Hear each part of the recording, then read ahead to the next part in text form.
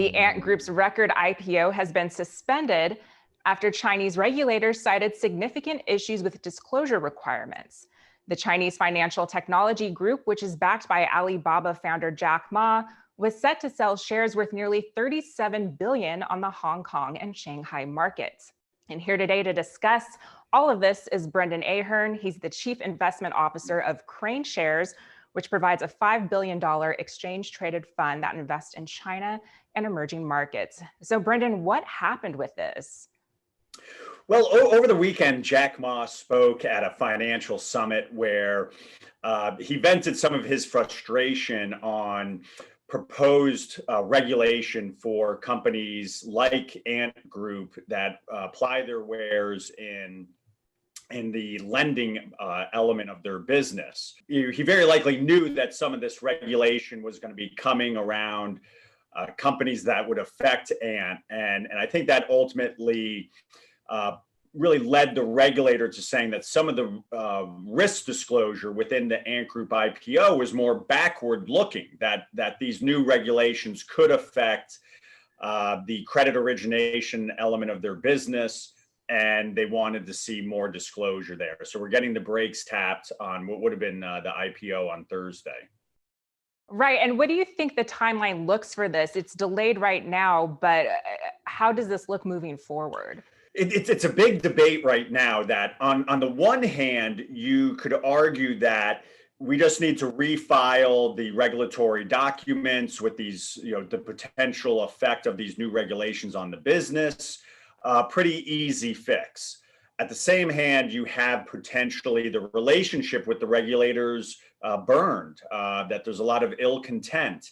I think why I'm leaning more toward a shorter term solution is because for China, this was a big moment. It's going to be the largest IPO ever, and it's a Chinese company.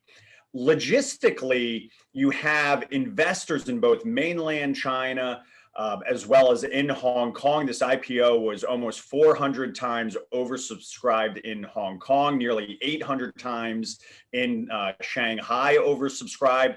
To unwind this is a little bit of a logistical nightmare, and it's not good for the company. It's not good for the regulator and the brand of China Inc. to have this, really the rug pulled out from under the carpet.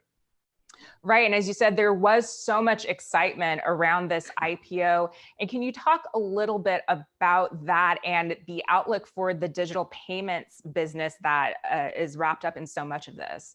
So Ant Group was part of Alibaba. It was really allowed to facilitate buying and selling on Alibaba's e-commerce platforms. That Alipay, really this mobile payments division that has a duopoly in the $49 trillion mobile payment market in China, it acted as that trusted bridge that buyers and sellers on Alibaba, they knew that the things that they ordered would be received, and for the sellers that they would receive payment. So a big element of Alibaba's success in the e-commerce was driven by the Alipay unit.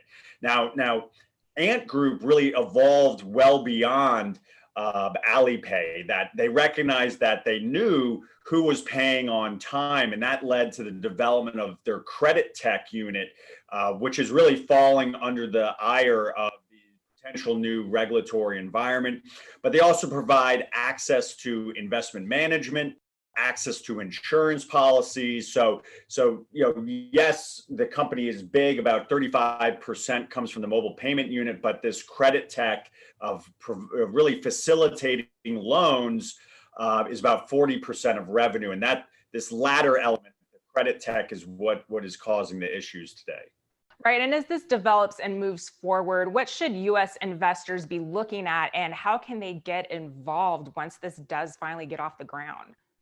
Well, I think, unfortunately, this situation does show some of the risk when you invest in a single security. So at KraneShares, we've always wanted to take a more diversified approach.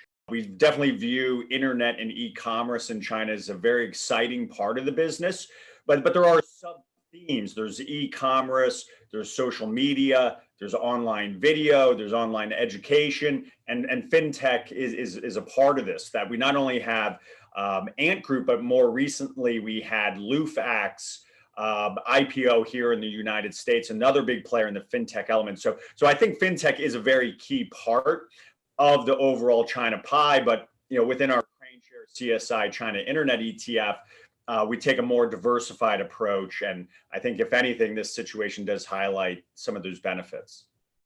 Right. Well, Brendan, thank you so much for the update today. Thank you, Alexis. And for more of our coverage on this, you can head over to investors.com. For Investors Business Daily, I'm Alexis Garcia.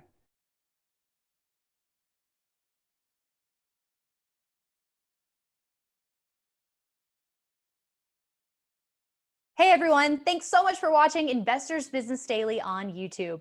If you want to watch more videos, make sure you hit that subscribe button so you don't miss a thing.